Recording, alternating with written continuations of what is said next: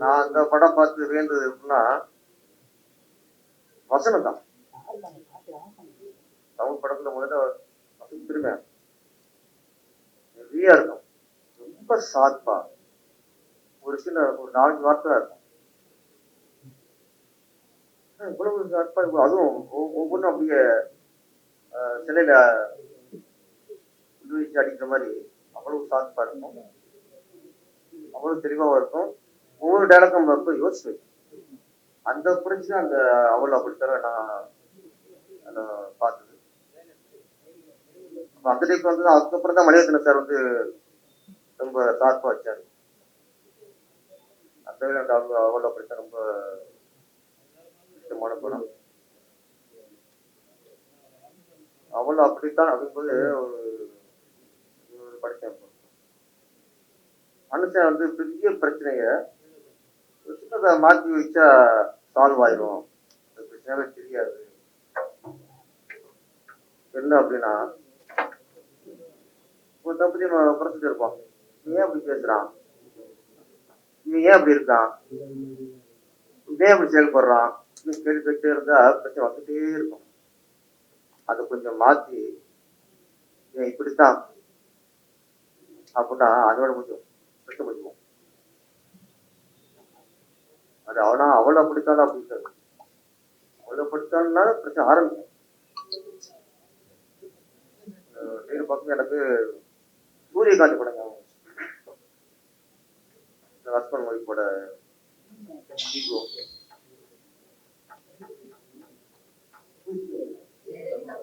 ஆமா முத்துராம ஜெயலலிதாவும் இந்த படம் ரொம்ப நல்ல படம். ஒரு கணவன் மனைவி கல்யாணம் ஆன உடனே ஜெயலலிதா போகாம சூரியகாந்தி படத்துக்கு கொடுப்பாங்க. அப்படி ஒரு அருமையான படம். ஜெயலலிதா வேலைக்கு போறதுல ஒரு தாழ்வு மனப்பான்மையில படம் பூரா புழுங்குறதுதான் ஹீரோ கேரக்டர். அந்த கண்ணாசன் தாங்க ரொம்ப சூப்பர் சாங். அந்த டைப்ல தான் அந்த படம் நினைக்கிறேன். ஆனா இப்போ என்ன நம்ம நினைக்கிற மாதிரிலாம் பெண் அடிமை, ஆண் ஆதிக்கம் வரலாற்று சூழ்நிலை அங்கெங்கே இருக்கும். அதுக்காக நம்ம விட்டக்கூடாது. இது வளர்ந்துடும். வேற விஷயம். மாமர தோப்பு இருக்கு, வேற மாமரமா இருக்கும். அங்க 1-2 பனைமரம் இருக்கும். இது பனமர தோப்புன்னு சொல்லுவோம் நம்ம. மாமர தோப்பு தான். அதுவும் இல்லைன்னா அது குடிக்கிறதுக்கு அது மாதிரி பெண்களுக்கு பெண்களோட வளர்ச்சி, பெண்களோட சுதந்திரம். அவையார் சொன்னாங்க. அவையார் காலத்து பக்கம் இன்னைக்கு எப்படி வாரியார் பெண் விடுதலைக்கும் புதிய கொள்ள வரல அவரு பாட்டு பாடிட்டாரு. அவர் காலத்துல இருந்த பெண்களுக்கும் இன்னைக்குள்ள பெண்களுக்கும் வளர்ச்சி அடைஞ்சிருக்கான். பெரியார் அவர் காலத்துல இருந்த பெண் விடுதலைக்கும் இன்னைக்கு பெண்கள் எந்த அளவுக்கு வளர்த்துருக்காங்க. முதல்ல பெண்கள் வளர்ச்சியை நினைச்சு நம்ம மகிழ்ச்சி அடைப்போம், மாற்றி வச்சுப்போம். அதுக்கப்புறம் என்னென்ன பெண்களுக்கு என்ன குறைகள் இருக்கு, இங்க அநீதி நடக்குது, அது ஆராய்ச்சி ரொம்ப அடிக்கணும். அது எல்லா பெண்களோட கடமை இல்லை, அது ஒவ்வொரு ஆண்கள் கடமை. டேலாக் வச்சு எங்க போயிட்டு வரேன் சொல்லிட்டு பண்ண கத்துப்படுறது. அங்க போயிட்டு வரணும்னா அவன் கேட்கறான், அப்ப சிறப்பு அடிக்கலாம். நான் சொல்லிட்டு போனாடா அப்படின்னு கேட்கிறேன். எனக்கு டேலாக் கேட்கும்போது கரெக்டா அது டேரக்டர் ஃபாலோ பண்ணிருக்காரு. அதான் இவரோட அம்மா தானே, அம்மா தான் மாமி கிடையாது. இல்ல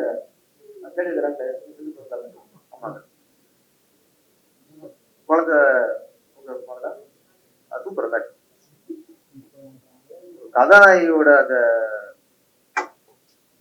கௌரவம் பாருங்க, அது வெளிப்படாத இருக்காங்க. அது அதுக்கு சொல்ல முடியாது. அது ஒரு ஒரு கர்வம். அப்ப அது தவிர மாதிரி அவங்க அம்மா சொல்லும்போது தன்னோட ஆதங்கத்தை பெண் குழந்தைகளை வெளிப்படுத்தலாம். அந்த பெண் குழந்தை ஆதரத்தை வெளிப்படுத்தும் போது நம்ம அதை கேட்க நம்மளால உணர முடியும். அது கரெக்டா சிதம்பரம் ஏற்கனவே சிதம்பரம் வந்து டைரக்டர் தான் இங்கே காட்டிட்டாருங்க. சிதம்பரம் ரகசியத்தை படத்துல பார்த்தே நம்ம தெரிஞ்சுக்கணும். என்னைய பொறுத்த வரைக்கும் ஆம்பளை டெய்லி ஆஃபீஸ் முடிஞ்சு 6 மணிக்கு வர்றேன் ஒரு நாள் 12 மணிக்கு வருவான். சுற்றுலா நீங்க சுற்றுலா சொல்ல மாட்டேங்கிறான். முடிச்சு கை வச்சாரு என்ன நைட்டு 12 மணிக்கு வர எங்கே பட்டவர் கேட்க உங்ககிட்ட சொல்லணும்னு கேட்ட முடிச்சுங்களா இன்னைக்கு இருக்கு. அந்த வகையில ஆண்களோட பெண்களுக்கு அதிகாரம் ஜாஸ்தி. நம்ம ஒன்றே ஒத்துக்கணும். நான் வந்து பெருமை பேசுறேன். 100 குடும்பத்துல இருக்கு மாசத்துக்கு 100 குடும்பத்துல 90 குடும்பம் என்னை பொறுத்த வரைக்கும் பெண்ணோட ஆளுமையா இருக்கு. உண்மையா இல்லையா?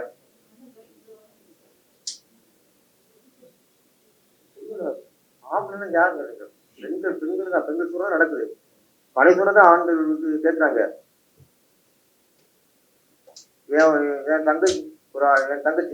என் தங்கச்சி வீட்டு ஃபங்க்ஷனுக்கு போறதா வேணுமோ நான் வந்து கேட்கணும். அவங்க பேசுவாங்க அவங்க தங்கச்சி அவங்க முடிச்சு இது முடிச்சுல. ஆனா அங்க நாளைக்கு என் தங்கச்சி பொண்ணுக்கு நடக்கு அதை ரெடியா இருக்க தெரியுமா மாட்டுக்கு முடியுமா? ஆளுமை அது நீங்க பெண் எதாவது சொல்ல பெண்கள் தாங்க ஆளுமை. அது குடும்பமா இருக்கட்டும் நாடா இருக்கட்டும். தமிழ்நாட்டுல எத்தனை முதலமைச்சர்? அறிஞர் அண்ணா, புரட்சியாளர் எம்ஜிஆர், கலைஞர், அடுத்து புரட்சித்தலை ஜெயலலிதா அம்மையார். ஜெயலலிதா அம்மையார் முதலமைச்சர் இருக்கும்போது எந்த அமைச்சரும் முக்கியமா இருக்காது.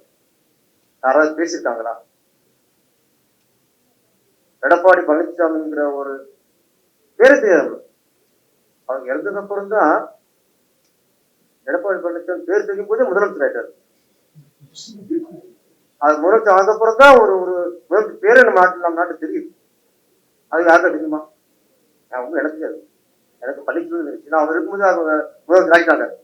ஆனா பன்னீர்செல்வம் ஒரு அமைச்சர் இருக்காரு, முதலமைச்சராக இருக்காரு எனக்கு தெரிஞ்சு. எடப்பாடி பழனிசாமி நான் பாமரம் தான் அரசு இல்லை. அவர் முதலமைச்சர் ஆனதுக்கப்புறம் எனக்கு தெரிஞ்சு. ஆனா கலைஞருக்குள்ள எத்தனை மினிஸ்டர் எல்லாரும் தெரியும். அவங்களும் போயிட்டு இருப்பாங்க, அவங்களும் கருத்தை சொல்லுவாங்க. எம்ஜிஆர் எத்தனை பேர்? Nedunchezhiyan, SGS, Thirunavukkarasu, doctor Ramachandran. இன்னைக்கு எனக்கு தெரியுது. ஜெயலலிதா ஒரு பேருக்கு தெரியாது. இறந்ததுக்கு அப்புறம் தான் ஜெயக்குமார் 4 பேரை தெரிஞ்சாரு. அப்ப இத்தனை ஆண்கள் முதலமைச்சர் இருக்கும்போது இந்த ஆளுமைக்கும் ஒரு பெண் முதல்வர் இருக்கும் ஆளுமைக்கு வித்தியாசம் இருந்துச்சா? நான் பெருமை தப்பா இருக்கக்கூடாது. ஆண்களோட பெண்கள் தாங்க ஆளுமை. இந்திரா காந்திக்கு அப்புறம் அந்த மாதிரி ஒரு பிரதமர் பார்த்துட்டா இந்தியாவில் நினைச்சு சாதிப்பாங்க. நினைச்சா விசாரிச்சிட்டோம். அதுக்கப்புறம் யாரு இருந்தா? வாஜ்பாய் இருந்தாரு, மொரார்ஜி தேசாய் இருந்தாரு, பிபி சிங் இருந்தாரு, ராஜீவ்காந்தி இருந்தாரு. இந்திரா காந்தி அம்மையார் மாதிரி அடுத்து யாரும் அவ்வளவு ஒரு இரும்பு பெண்மணி இருந்தாங்க. எவ்வளவு நேர்ல இருந்து எத்தனை பேர் பார்த்தாலும் இந்திரா காந்தி மாதிரி ஒரு ஆளுமை பார்க்க முடியுமா? முடியாது. அப்ப இதுவரைக்கும் ஆண்ட பிரதமர்லேயே ஆண்களை விட பெண் ஊருக்கு தான் ஆளுமையா இருந்தாங்க. இன்னைக்கு இந்தியாவில் எத்தனை முதலமைச்சர்கள் நமக்கு யாரு தெரியுது சொல்லுவாங்க? வெளிமாநிலத்தில் யாரு தெரியும்? மம்தா பானர்ஜி. எல்லாரும் தெரிஞ்ச முதல்வர் அவர் தான். இதுல யாரு அதுல யாருன்னா அம்மா பார்ப்போம். இது கூகுள போனோம்.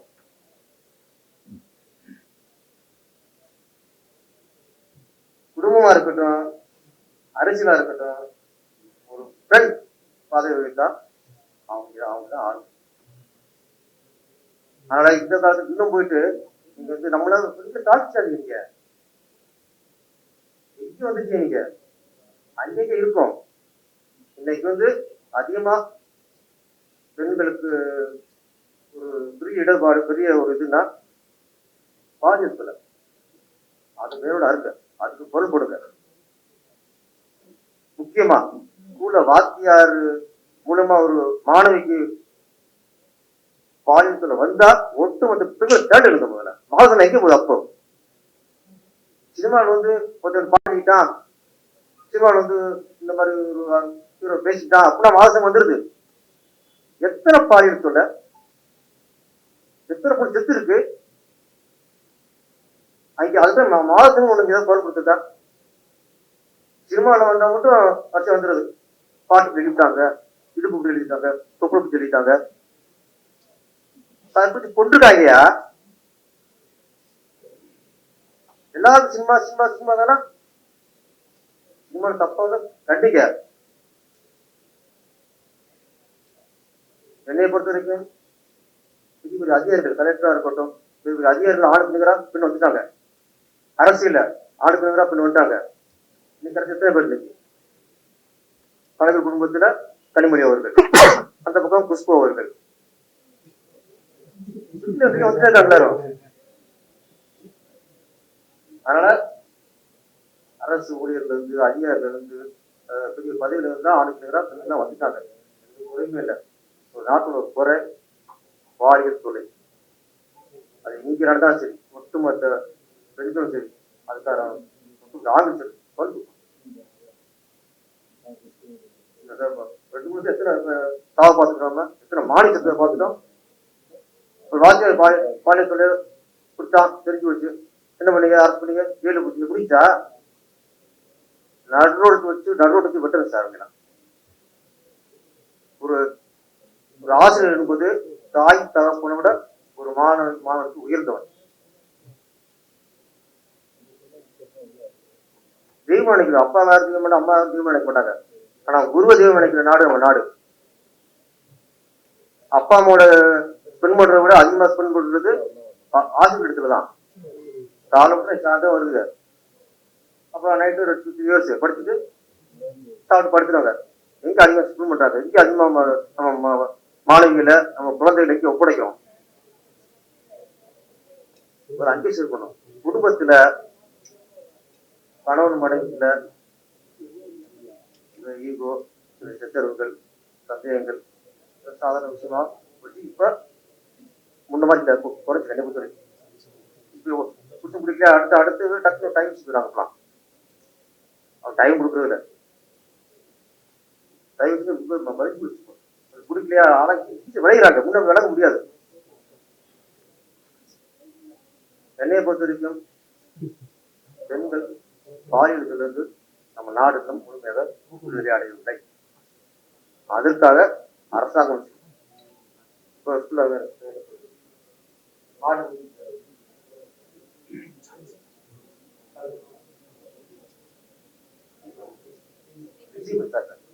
கள்ளக்குறிச்சி ஸ்ரீமதி பொண்ணு மாடு நடந்துச்சு.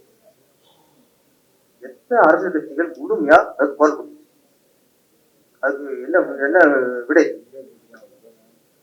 இன்ன வரைக்கும் தமிழ் மக்கள் எல்லாருக்கும் அது கேள்விக்குறியா இருக்கு. அதுக்கு விடை கிடைச்சது அவங்களுக்கு. அது ஏன் செஞ்சுச்சு, எதுக்காக செஞ்சுச்சு? ஒரு வெள்ளை ஸ்கூல் கொடுக்குமா, இல்ல நீதிமன்றம் கொடுக்குமா? இன்னைக்கு ஆள் கட்சியா இருக்கட்டும், எல்லா கட்சியும் இருக்கட்டும், ஏன் வெகுண்டு எழுதல? சாதாரண விஷயமா மாணவி நம்பி, ஆசிரியர் நம்பி ஸ்கூல் நம்ம அனுப்புறோம். அஞ்சு நடத்த கற்பழிப்பு கொலை நடக்குது. என்ன நடக்குதுன்னு தெரியல. நம்ம எங்க இருக்கோம்?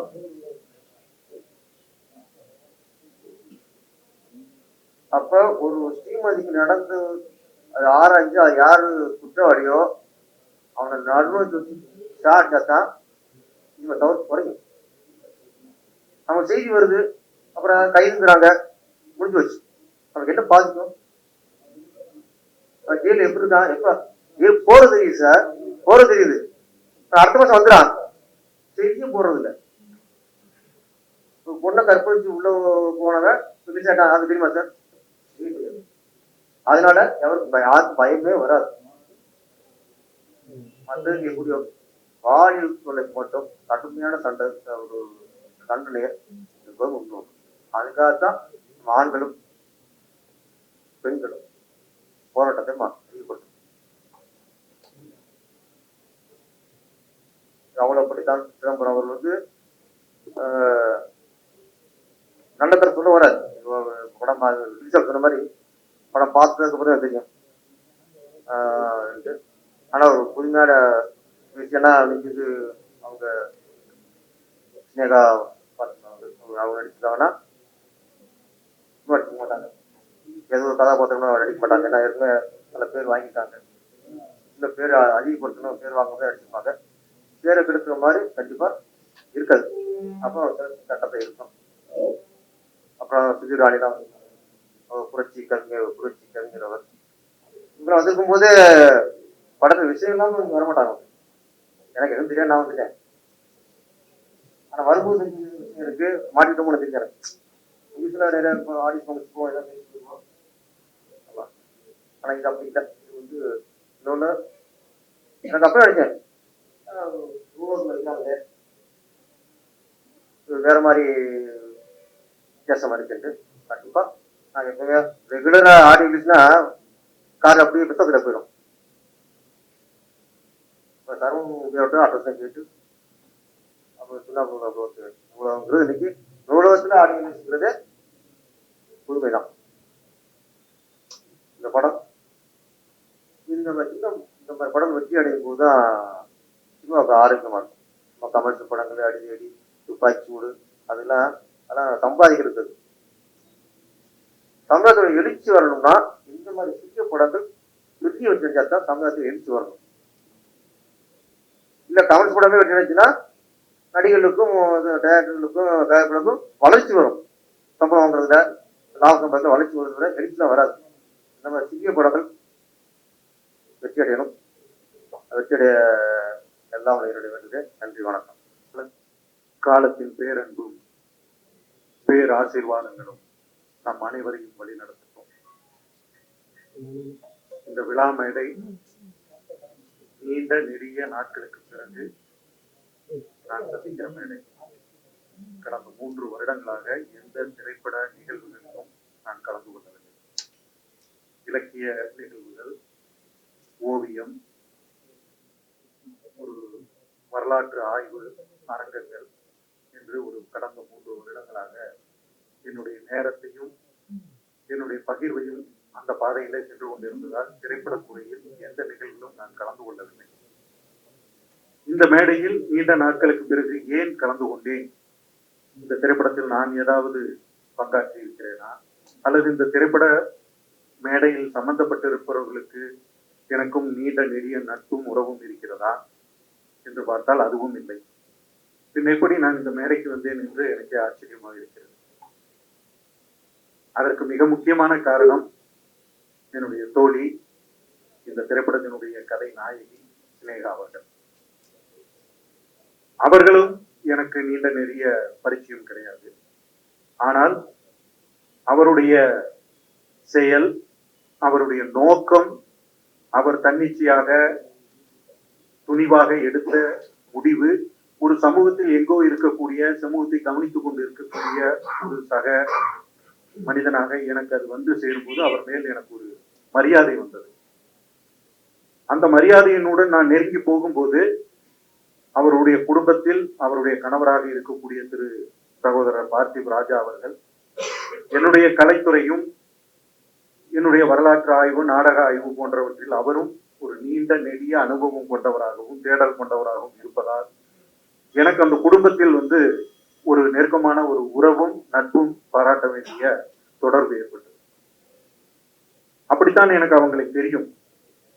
திடீரென்று தோழர் நான் ஒரு படம் நடிக்கிற ஷூட்டிங்ல இருக்கேன் அப்படின்னு அவங்க சொல்லும்போது எனக்கு ரொம்ப ஆச்சரியமா இருந்தது.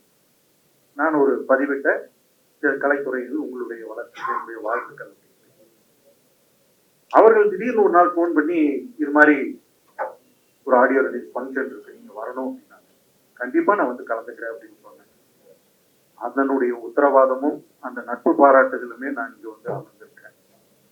இந்த திரைப்படம் பத்தி எனக்கு எதுவும் தெரியாது.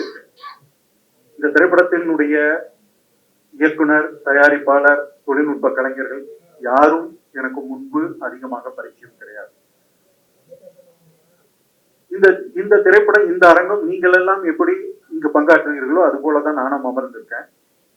ஆனால் இப்போ ஸ்கிரீன்ல அவங்க ஒரு ஃபுட்டேஜ் இந்த படத்தை பத்தி ஒரு முன்னோட்டம் காட்டுனாங்க.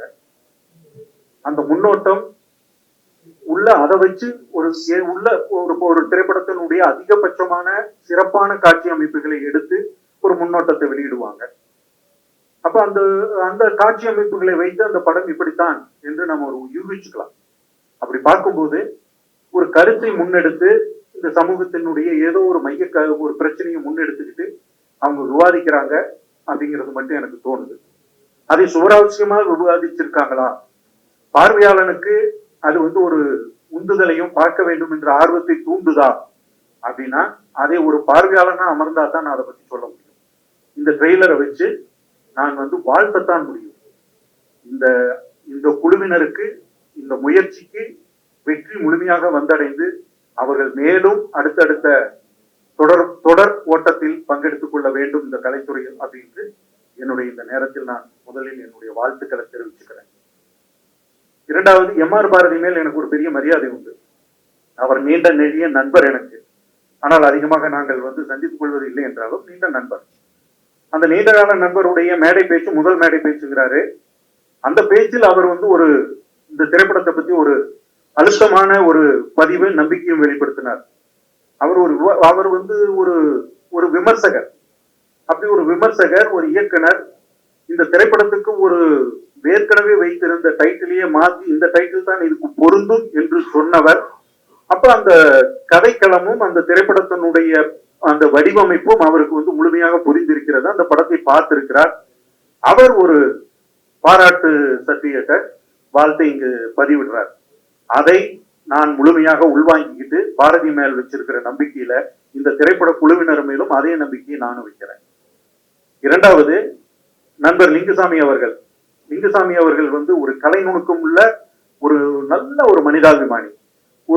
ஒரு நீங்க பாத்தீங்கன்னா ரன் படம் பண்ணும்போது ஒரு ஆக்ஷன் அப்படிங்கிறது ஹேண்டில் பண்ணக்கூடியவங்களுக்கு ரொம்ப மென்மையான குணங்கள் வந்து அந்த படங்கள் இல்லாம கூட போகலாம். ஆனா மென்மையும் அழகுணர்ச்சியும் ஒரு கவிதை தன்மையும் அதே சமயத்தில் ஒரு சுவராசியப்படுத்தல திரை நுணுக்கமும் கலந்த ஒரு மிக சிறந்த படைப்பாளி.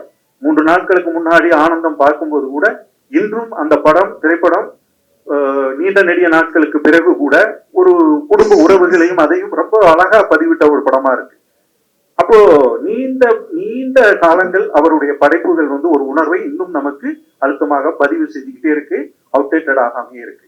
அப்ப அவருடைய படைப்புகள் ரொம்ப நல்ல படைப்புகளாகவே அவர் படைச்சிருக்காரு. இப்போ அவர் திருப்பியும் ஒரு நடுவில் ஒரு இடைவெளி இருந்தது இல்லையா, அந்த இடைவெளியில் அவர் திருப்பியும் ஒரு முயற்சியில் எடுத்திருக்காரு. அந்த கலைஞனுக்கும் என்னுடைய இந்த மேடையில் என்னுடைய வாழ்த்துக்கள். அதுக்கடுத்தது நண்பர் பேரரசு, ஆரம்பகால ரங்காராவ், அதுக்கடுத்தது எம்.ஆர். ராதா, அதுக்கடுத்தது திரு ரஜினிகாந்த், அதுக்கு பிறகு பேரரசு தான். ஏன் இவங்களையெல்லாம் நான் ஒப்பிடுறேன்னா, இவர்கள் பேசுவதற்கு ஒரு மொழிபெயர்ப்பாளர்களை நம்ம வச்சுக்க வேண்டியதே இருக்கு. ஆரம்ப காலத்துல ரஜினி சார் பேசுறத எனக்கு புரியவே புரியாது. ஒரு முறைக்கு 4 முறை பார்க்கணும். எம்.ஆர். ராதா சார் பேசுறது எனக்கு புரியவே புரியாது. அவங்க அப்படி ஸ்பீடா பேசிடுவாங்க. அந்த வார்த்தைகளை அடிக்கடிக்கு இடைவெளி இல்லாம பேசுவாங்க. கிட்டத்தட்ட அந்த மாதிரி ஒரு மிகப்பெரிய படைப்பாளி பேரரசு அவர்கள். பேசும்போது அவர் பேசுறதுல நம்ம ரொம்ப உன்னிப்பா கவனிக்கலைன்னா ஒண்ணுமே புரியாது. ஆனா பேசுற விஷயங்கள் எடுத்தீங்கன்னா சின்ன இடைவெளியில அவர் வந்து பெரிய பெரிய வெடியை போட்டு போயிடுவார். அப்படி பேரரசு அவர்களுடைய பேச்சுல பெரிய வெடிகள் இருந்தது. அந்த அரசியல் சமூகம் சார்ந்த விஷயங்களை அவருடைய பார்வையில வச்சாரு. அந்த பார்வையில எனக்கு நிறைய முரண்பாடு இருக்கு. ஆனா அந்த முரண்பாடை இந்த மேடையில பேசணும்னா அது வந்து திரைப்படம் தாண்டி ஒரு விவாத மேடையாகி போயிடும். அதை நான் விரும்பல. அதனால அந்த ஏரியாவுக்குள்ள நான் போகல.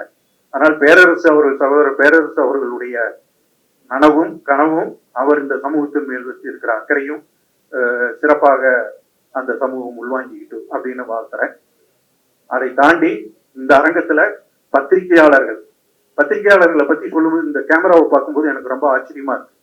திரு நக்கீரன் கோபால் அவர்கள் வீரப்பன் அவர்களை சந்திச்சுட்டு வந்தார். சந்திச்சுட்டு வந்த பிறகு தமிழகத்தில் இருக்கக்கூடிய அதிகபட்ச கேமராக்கள் அவரை நோக்கி நின்றது. அதுபோல் ஒரு பத்திரிகையாளருக்கு ஒரு ஃபுட்டேஜ் கிடைக்கவே கிடைக்காது, ஒரு ஸ்டில் கிடைக்கவே கிடைக்காது. கிட்டத்தட்ட ஒரு ஒரு 100 கேமராக்கள் இருக்கும். நக்கீரன் கோபால் அவர்கள் நின்றுட்டு இருப்பாங்க. மிகப்பெரிய அளவுல அந்த ஸ்டில்ஸ் இன்னைக்கு அவர் அலுவலகத்திலையும் எங்கேயோ வச்சிருப்பாங்க, மாட்டியிருப்பாருன்னு நினைக்கிறேன்.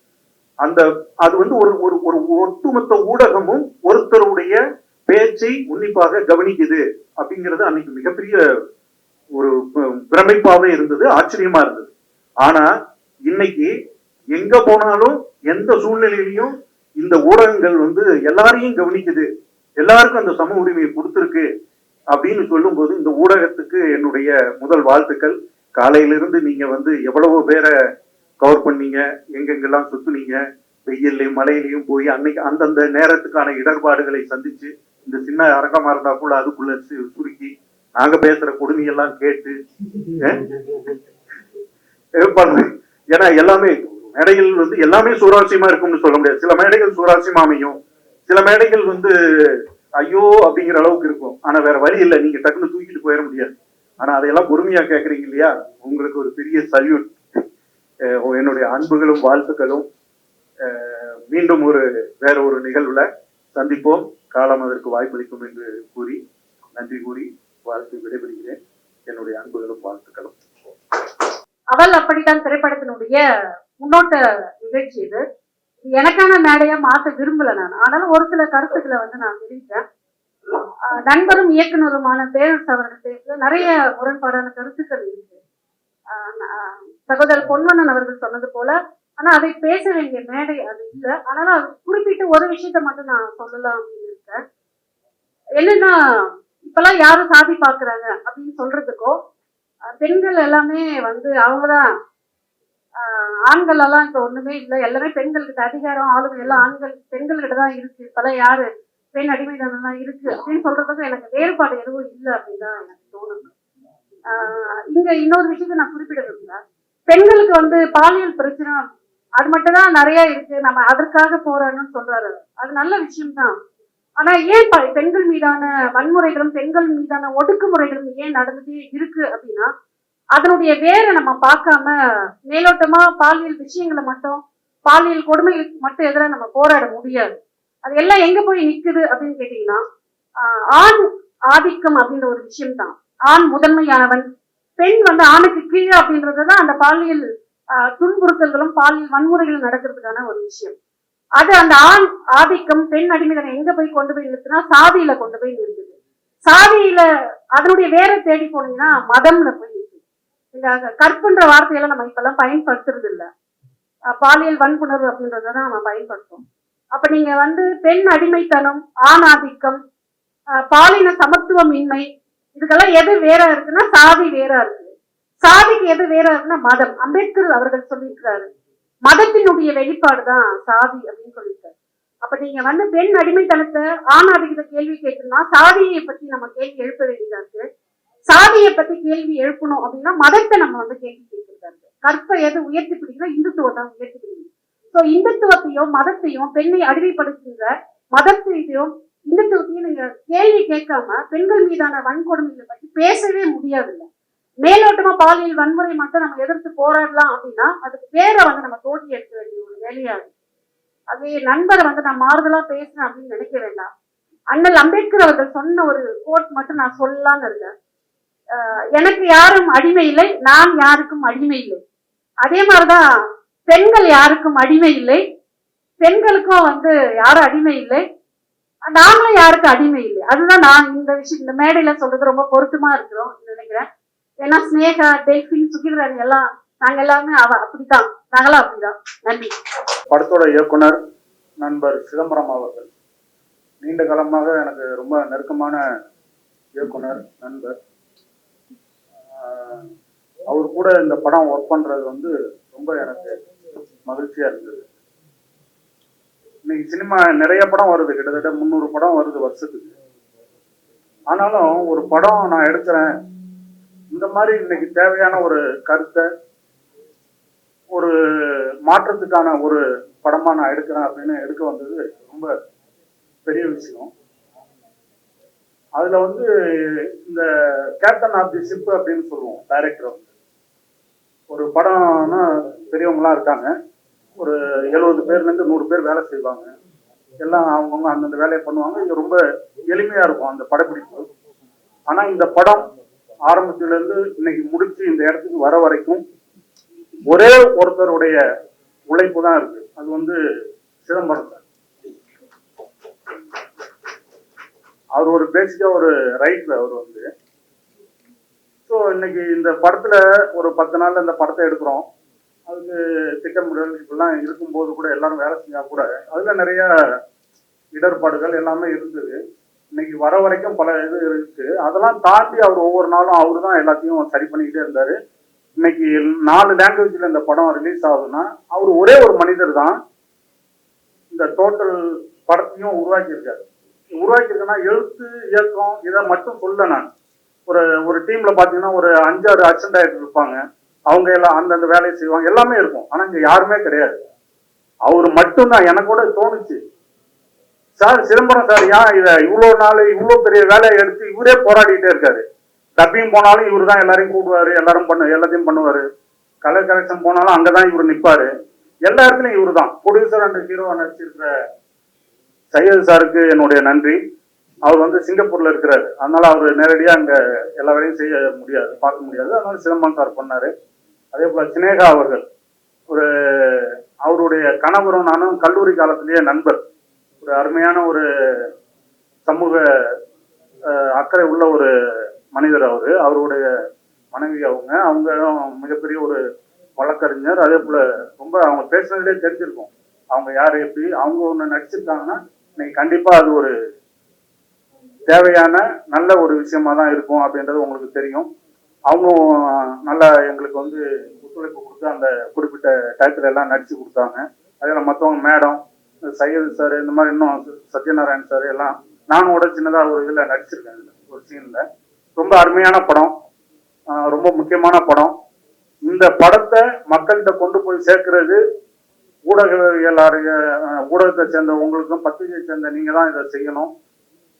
நீங்க தான் இந்த படத்துக்கு உங்க படம் மாதிரி இது கண்டிப்பா ஒரு எல்லாருக்கும் பிடிக்கும். இந்த படம் ஒரு சின்ன ஈகோ தான். இன்னைக்கு வந்து ஒரு சின்ன விஷயம் சொல்லிடுறேன்.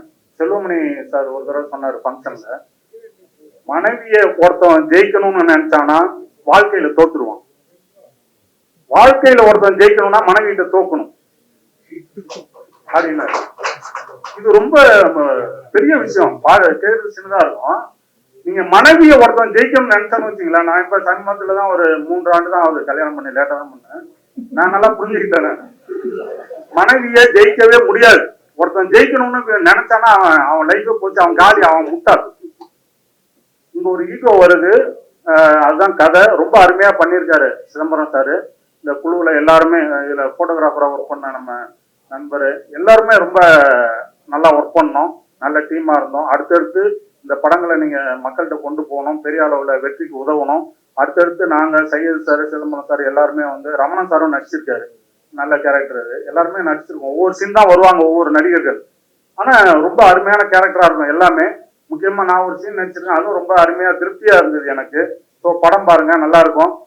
பெரிய படமா இருக்குங்க, வெற்றி படமா இருக்குங்க. எல்லாருக்கும் நன்றி, வணக்கம். அனைவருக்கும் வணக்கம்.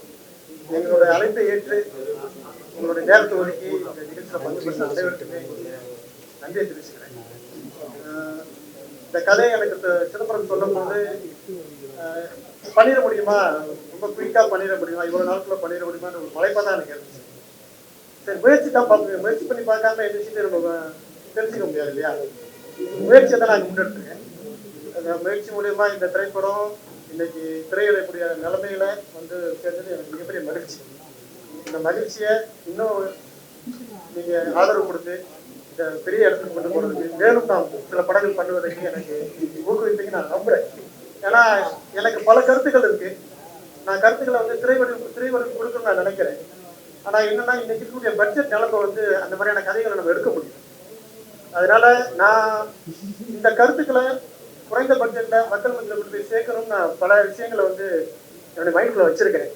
அதோடைய முதல் முயற்சி தான் அந்த முயற்சி. அதுக்கு உங்களுடைய ஆதரவை நீங்க எனக்கு கொடுத்தீங்க நான் நம்புறேன். செல்வம் சொன்ன மாதிரி இந்த படத்துடைய முக்கியமான எல்லா நிகழ்வுகளுக்கும் எல்லா விஷயத்துக்குமே சிதம்பரம் தான்.